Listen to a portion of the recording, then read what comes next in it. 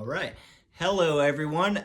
Today I am going to be doing a reaction video. It's definitely been a long time since I've done one of these. And so I'll be relying on my notes. But with that being said, we can go ahead and get started. This is Brother Cody from the Brothers Blue. And I'm going to be talking about a video that Andrew recently made from Heavyweights Light Fuels. And he actually mentions me by name towards the end. And so I saw this actually as an opportunity to be able to comment on a video, not just out of nowhere, but it actually has some relevancy being that I'm mentioned in the video. Also, Andrew and my brother have recently had some correspondence trying to get a conversation going between himself and some other people, possibly myself. And so I would also like to use this as an opportunity to tell Andrew that I am willing to talk about whatever he wants to talk about. And, you know, him and Kyle had differences on what specific subject they were going to talk about. I don't think we would run into the same problem. So if you want to reach out to me and voice an opinion or a subject that you'd like to talk about, that'd be great. And we could possibly sit down and do that. So with that being said, let's go ahead and get started on Andrew's video. And due to technical difficulties with my laptop, I'm using my phone to record, so we're gonna do our best. And What's good? What's good? The Olympics in Paris have started, and that's been an interesting thing to watch, them trying to force the various green agenda initiatives onto the athletes, like no AC in the rooms, and then also like plant-based food options, etc. Commies gonna commie, as they say. so right there, we can just stop real quick because I'm gonna let him talk for a minute. But I actually have also been watching the Paris Olympics, and he might, you know, have whatever opinions about the negative things that are going on over there, but I think what's happening in Paris right now in the Olympics is just awesome. The United States is winning gold medal after gold medal, and they're setting world records. Specifically, I'd like to mention the men and women's track and field, where, again, they're just getting gold medal after gold medal, and they're setting world records while they're doing that. Noah Lyle, if you don't know who that is, you should look him up and check him out. He is a very fast dude. And then Sha'Carri Richardson, Gabby Douglas, and the other girls that ran the women's relay was maybe one of the most impressive things in sports that I've ever seen. And if you haven't seen it, try to find out how to see it. The women's U.S. soccer team also won gold. Women's basketball won gold. In gymnastics, we're also seeing a once-in-a-lifetime performance because Simone Biles from the United States isn't just the best gymnast of her time. She might be the best gymnast of all time. And what she's doing is just absolutely amazing. And then finally, I'll wrap up my little session on the Olympics on how excited I've been with the men's basketball team because they won the gold medal. It was Kevin Durant, LeBron James, and Steph Curry all joining together. And it was just absolutely awesome. It was probably the best team in the Olympics for basketball since the Dream Team. And I can wrap it up there with kind of a nostalgic point because the first Olympics I remember watching was when I was 8 years old and the Dream Team played in 1996. And those Olympics were held in Atlanta. And there was also a really big year for track and field. And also, I watched Michael Phelps Olympics while I lived in Florida. So the American Olympic story is just absolutely awesome. And you can disparage it if you want to, but I'd rather look at it as something awesome because that's what I think it is.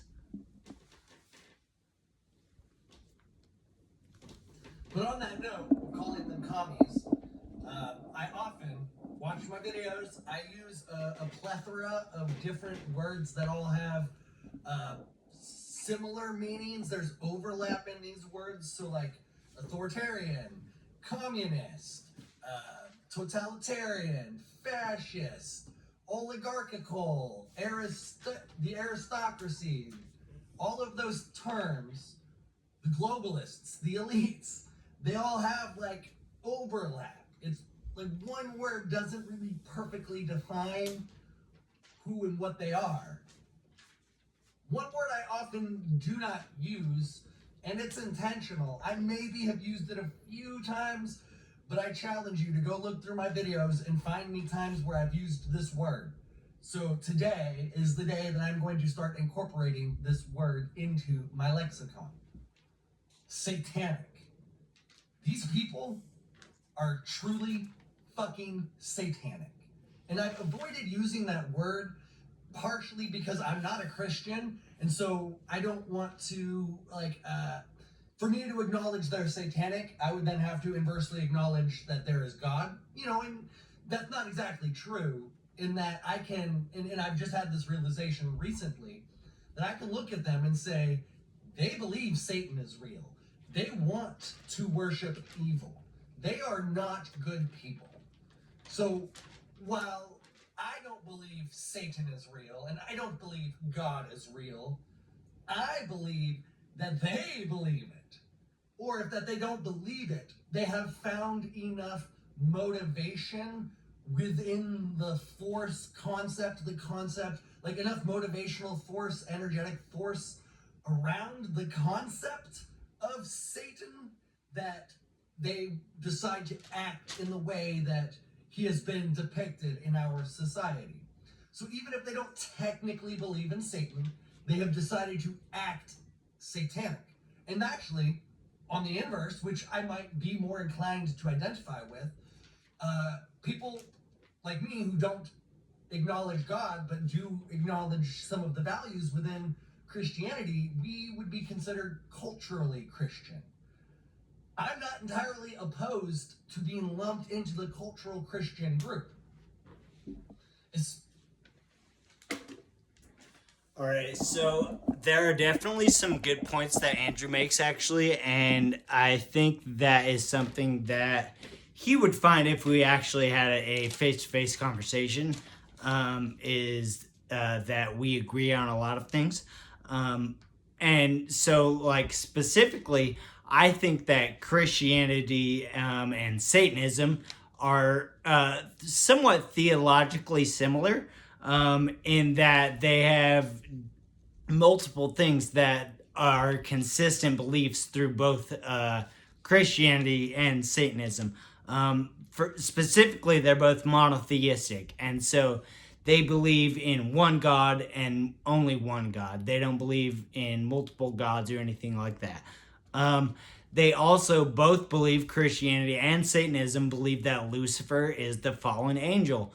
And the Satanists are the people who follow, what like Andrew mentions later, I think, the example that is like given in modern social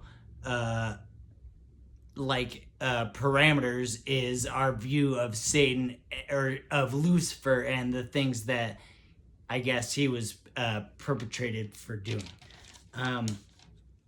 So another thing that I'll say is that I think I could have a good conversation with Andrew about Christianity, because it's not just like one form, it's all forms, because whether it's baptism or Methodism or Catholicism, or Mormons who believe that Jesus existed in America, which is just absolutely absurd. These types of religions vary in their degrees of wrongness. And so that's just kind of all there is to it. Now, let me get to like what brought this to me. I've seen things in the past, like you can look at the media and the symbolism that they put out there, and it's sketch. But last night I think it was last night or the night before, when they had that Last Supper recreation with all of the trans people, they were like, that was a blatant act of mockery. And I asked myself, like, why would you be mocking this group if you weren't maybe really opposed to them? And I'm like, who's really opposed to Christians? Oh, satanic pedophiles. And I do use the pedophile, that one you'll see in my past videos, because I have said the media. Okay, so this is where he jumps on the word pedophile, and I think it's kind of funny for a couple of reasons, because so I just rewatched the first season of True Detective, which is literally one of the main plot points, contains satanic pedophiles, and also it's like widely regarded as one of the best things ever written or done on television, and so it's coincidental that he brings this up when I just rewatched that. And in that show, they show something that I think is true and consistent in reality, and that across the board, Christianity has more pedophiles, and it's more prevalent throughout the different churches. In case you haven't heard, the Catholic Church had somewhat of a scandal due to pedophilia. And so Satanism is like such a small portion of the actual population. And again, like later, Andrew talks about how our institutions have been infiltrated by all these satanic pedophiles. And it's like, okay, you might be right on the pedophile thing, but it's not satanic. Most of them are Christian. The majority of the elected officials and the people that you think are controlling things are not satanic. They are Christian. Sorry to break it to you, but that's the fact. Our politicians are overrepresented by pedophiles. And now I'm going to include satanic pedophiles into that. So we have satanic pedophile globalist elites who are trying to usher in global communism as a control mechanism for the people. And I say no. They're not going to win. They're not going to succeed. Their hubris, because that level of mockery is pure hubris, that tells me that they're losing control.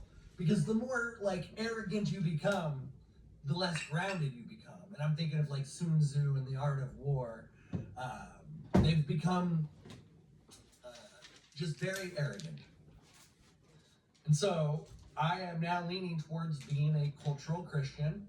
And there was one more point I wanted to get in there. Fudge! What was it? The satanic pedophiles, global communism. All right, so we're actually about to come up on the point where Andrew addresses me directly, or mentions me directly, I guess is what I should say. But I wanted to take a second to stop real quick before he gets to the end, to talk about something that is a dog whistle that he uses, and it's global communism. And in my opinion, again, I would love to talk to you about this, Andrew, but in my opinion, you have an irrational fear of this, because global communism got defeated, both in Vietnam and then the Cold War. So capitalism won, and that's the fact of things. And so the fact that we live with neoliberal global capitalism doesn't make it not capitalism. And we are far from having global communism because, again, communism got beat, capitalism won. That's what happened. Sorry, dude. Okay, just to wrap up the video, I have this vivid memory of I think it was Cody Shryrock from the Brothers Blue channel calling me out for being anti-intellectual or supporting anti-intellectual ideas and movements. And I would say I am anti-intellectual. Thomas Sowell has a bunch of brilliant quotes around it, but I think this might be a Milton Friedman quote, actually. But it's around the idea of intellectuals and why people despise intellectuals. There's a lot of reasons why. And go look at like quotes from Thomas Sowell, anti-intellectual. But this particular quote, it's connected to communism. All right, so a couple of things. I agree. Definitely, if you don't know who Thomas Sowell is, look into who he is. Check him out. I know who he is. I disagree with pretty much everything he says, but I know who he is, and I'm aware of his political, social, and economic beliefs. So, again, like Andrew said, Milton Friedman is like the predecessor of American conservative thought, and Thomas Sowell came after him. But look up both of them. Thomas Sowell is more contemporary, so he's definitely, I think, more relevant because being that it's modern times, you want modern opinions. But like I said, and like Andrew said, look them both up, check them out, learn who they are.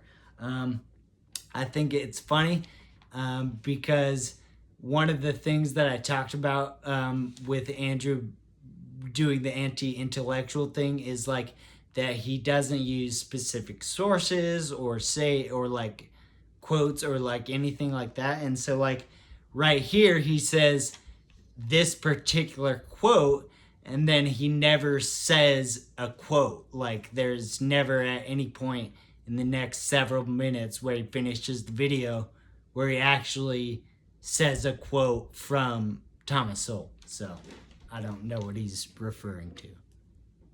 Reason that intellectuals, so academics and the like, are drawn to centrally planned economies and governments is because they think they will be at the top of these institutions. And in a way, they kind of do create this cycle where they I'm going to not go down that rabbit hole because they're currently kind of in the process of overtaking the institutions, and they have captured most of the institutions. I talked about Gramsci and his war on cultural hegemony. It requires a twofold effort, one of position and one of maneuver.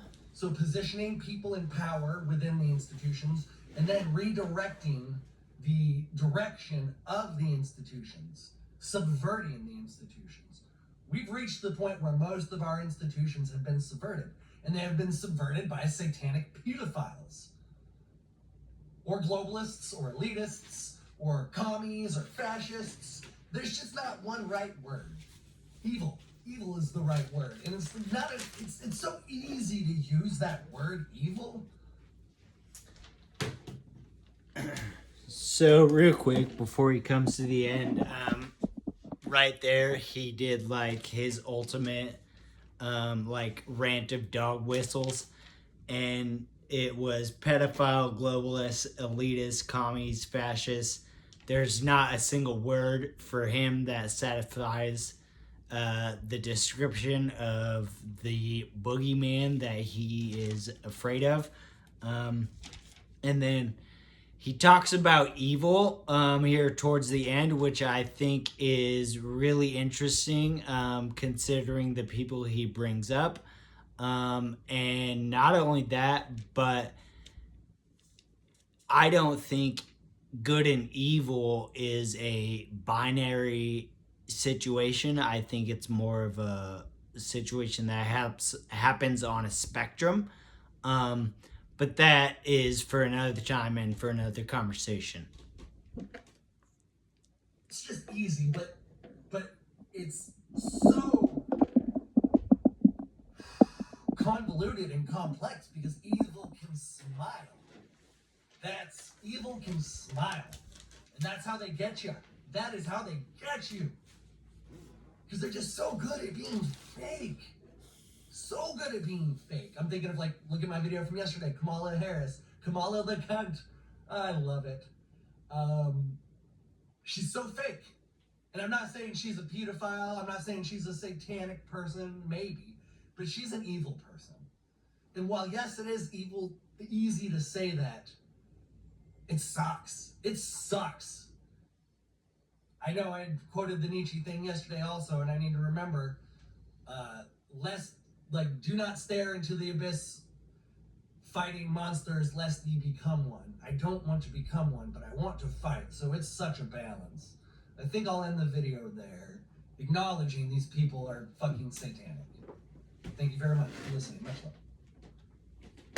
So, Andrew, I hope that you don't think I'm satanic, because I'm not. I don't follow the Satanist religion. And with that being said, I want to reiterate a couple of things. And not only that, but really, really extend the invitation for us to have a conversation face to face, because I really want to.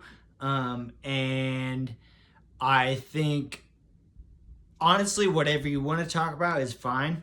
But on the conversation of good and evil and Kamala, if that's or Kamala, I think her name's Kamala. But anyways, Kamala Harris definitely has a spotted record. But if you think she's evil, my question would be is, do you also think Donald Trump is evil? Because my answer would be yes. And so as far as the vice president goes, I'm not sure if I think she's evil, but I definitely think Donald Trump's evil. And with that being said, knowledge is power. Much love.